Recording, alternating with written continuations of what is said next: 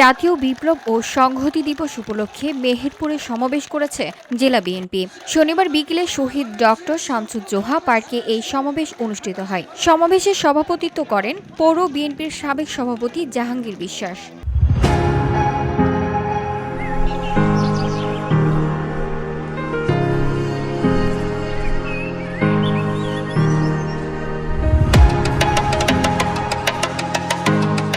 এ সময় প্রধান অতিথি হিসেবে উপস্থিত ছিলেন কেন্দ্রীয় বিএনপির নির্বাহী কমিটির সদস্য ও মেহেরপুর ১ আসনের সাবেক সংসদ সদস্য এবং মেহেরপুর ১ আসনের বিএনপির মনোনীত প্রার্থী মাসুদ অরুণ।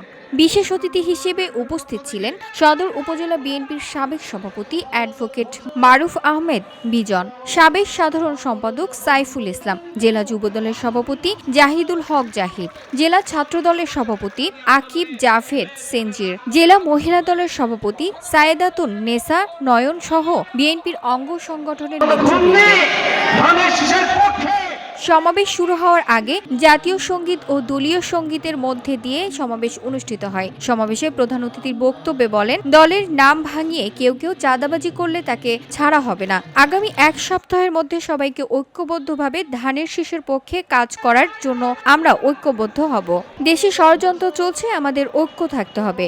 কেউ জুলাই যোদ্ধার চেতনাকে নিয়ে ব্যবসা করছে, আবার কেউ ধর্মের নাম ভাঙিয়ে চলছে। মা বোনেদের সবাইকে সতর্ক থাকতে হবে, এদের থেকে সাবধান হতে হবে। VOD Bangla news desk.